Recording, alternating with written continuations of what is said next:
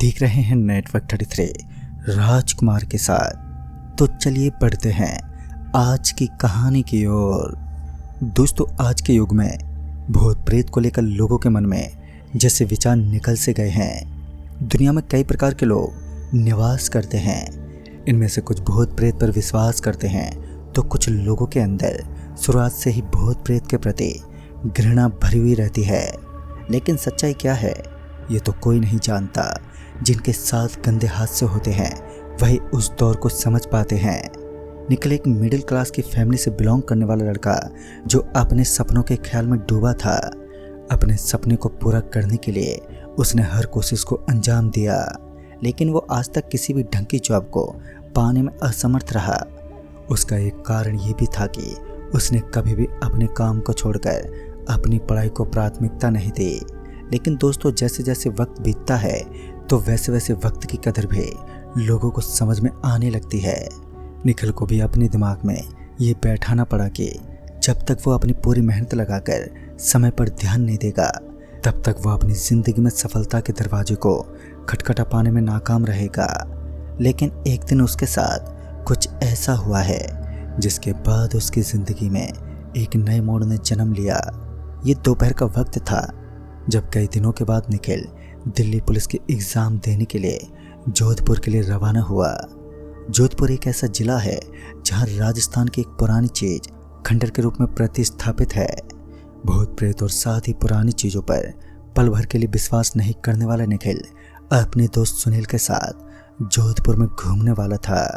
जोधपुर का एक एक कोना अपनी रहस्यमय चीज़ें और साथ ही अलग अलग दिखाई देने वाली चित्रकलाओं से मशहूर मानी जाती है। लेकिन कुछ लोग उन्हें सिर्फ चित्रकला के दृश्य से भी देखते हैं, यानी कि जिस चीज़ के अंदर रहस्य का दरवाजा खटखटाया गया है लोग उसे सिर्फ एक चित्रकला मानते हैं। हर एक पत्थर के नीचे अजीबोगरीब चीज़ों के बारे में उल्लेख किया जाता है।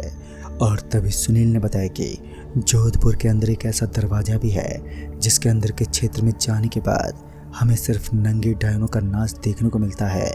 और ये सुनते ही निखिल की हंसी फूट पड़ी। निखिल ज़ोर ज़ोर से हंसते बोला, अच्छा तो तुमने कभी उन डायनों का रंग नहीं देखा? और ये बोलकर वो शांत हो गया। लेकिन ये शांति अपनी मौत को आमंत्रण देने का प्रमाण थे।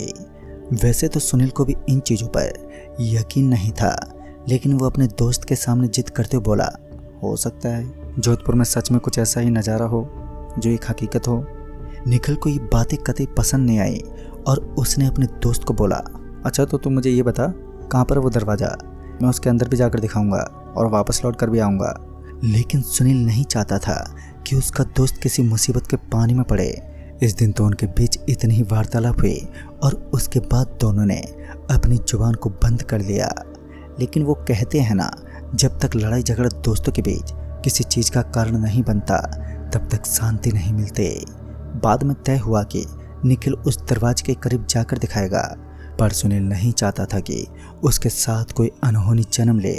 लेकिन इसके बावजूद भी उसको ठंडक नहीं पड़ी और उसने निखिल को उस दरवाजे के अंदर जाने पर मजबूर कर दिया। जोधपुर में एक जगह है जो कि दूसरे ज़िले के बॉर्डर पर पड़ती है जिसका नाम जमुआ घाट है। और जमुआ घाट के पास आते ही एक खाली और वीरान सा मैदान दिखा जो बड़ा ही सुनसान था। उस मैदान के बगल में एक छोटा सा कब्रिस्तान बना हुआ था और वहीं था एक दरवाज़ा जो उस कब्रिस्तान के अंदर तक जाता था। लेकिन उस दरवाजे को देखते ही निखिल एकदम से हिल गया, क्योंकि आज से पहले उसने अपनी ज़िंदगी में कभी भी कब्रिस्तान जैसे वीरान इलाके में अपने कदम नहीं रखे थे। और जिस तरह ये कब्रिस्तान दिखाई पड़ रहा था तो निखिल के कदमों के नीचे से ज़मीन ही खिसकने लगी, क्योंकि आज से पहले कभी भी रात के वक्त में इस तरीके से सुनसान कब्रिस्तान में दाखिला नहीं दिया था। चांद की हल्की हल्की रोशनी अभी भी आसमान में शोर मचा रही थी, तो दूसरी तरफ निखिल की जान हलक में आ गई थी। उसके अंदर डर का हल्का हल्का निशान नजर आने लगा। कुछ तो ऐसा था जो उस कब्रिस्तान को पहले से ही खौफनाक बना रहा था। शायद उस कब्रिस्तान के अंदर का दृश्य और भी डरावना होगा। इससे पहले निखिल कुछ और विचार कर पाता कि उसे अपने बिल्कुल पीछे से गाड़ी की हेडलाइट नजर आने लगी। वो तुरंत ही पीछे घूमा तो उसने देखा कि एक गाड़ी उसके पीछे से गुजर गई। खासकर उस गाड़ी ने कब्रिस्तान के बगल में आते ही अपनी स्पीड में इंक्रीज कर लिया। ये नज़ारा डरावना तो नहीं था, लेकिन दिमाग के अंदर विचारों को भर देने वाला था। इससे पहले निखिल अपने दोस्त से कुछ कहने का प्रयास करता, उसके दोस्त ने उसे चेतावनी देते हुए कहा कि शायद इस कब्रिस्तान के अंदर कुछ ऐसी अनोखी शक्तियां अवश्य मौजूद हैं जिनका खौफ इस हाईवे के ऊपर भी अपने काले बादलों के रूप में बहने लगता है। उसके बाद निखिल ने अपने विचारों में तब्दीली दिखाई और वो हिम्मत करते हुए बोला, बस बहुत हो गया यार, मुझे किसी चीज़ से डर नहीं लगता और अब मैं इस कब्रिस्तान के अंदर हर एक कोने में जाकर भी दिखाऊंगा। फिर क्या था, उसने अपने दोस्त सुनील को वहीं कब्रिस्तान के बाहर खड़ा रहने को कहा और वो अंदर दाखिल हुआ। इससे पहले कि वो कब्रिस्तान के मेन दरवाजे में पहुंचता तो उसे उस दरवाजे की दीवार के ऊपर कुछ बैठा हुआ दिखा, जिसे देखने के पश्चात यही लग रहा था मानो कोई इंसान वहां पर बैठा हो और अपने पैरों को हिला रहा हो। उस आदमी को अपने कदमें हिलाते देख एक पल के लिए निखिल थोड़ा सा सहम गया, लेकिन दूसरे ही पल उसके पैर में कोई कांटा सा चुभ गया और वो नीचे देखने लगा। लेकिन बाद में जब उसने वापस ऊपर की तरफ देखा तो इस बार उसने पाया कि दूर दूर तक उस कब्रिस्तान के दरवाजे पर किसी की दस्तक नहीं थी, सिर्फ सन्नाटा ही पसरा हुआ था। इस भयानक से दिखने वाले इस कब्रिस्तान की सच्चाई तो अभी तक रहस्यमय थी, क्योंकि अभी तो निखिल सिर्फ एक कब्रिस्तान को बाहर से देख रहा था, अंदर जाना तो अभी बाकी ही था। अपने छोटे छोटे पाँव को हल्के हल्के रूप में अब निखिल उस कब्रिस्तान के अंदर पटकने लगा। अंदर की जमीन एकदम सूखी हुई थी, सूखे पत्ते इधर से उधर हिल रहे थे और फिर अचानक ही वो हुआ जिसकी निखिल ने कल्पना तक नहीं की थी। उसका पाँव किसी चीज के अंदर धंस गया और उसे अपने पैर के ऊपर बहुत जोर का दर्द हुआ। दर्द के मारे निखिल की चीख निकल गई, लेकिन हैरानी तो इस बात की थी वो इतनी जोर के चिल्लाने के बावजूद भी निखिल को ऐसा ही लगा कि उसके मुंह से आवाज ही नहीं निकली। दूसरी तरफ उसके पैर में एक जोरदार खरोंच हो चुकी थी। उसने अपने पाँव को इधर से उधर हिलाया, लेकिन वो हिला ही नहीं। दर्द इतना जोर का था कि वो पूरा दहल उठा। निखिल की जुबान से सिर्फ दर्द की कराहने की आवाज़ें आ रही थी और उसके बाद निखिल के कंधे पर किसी का हाथ आकर टपक गया।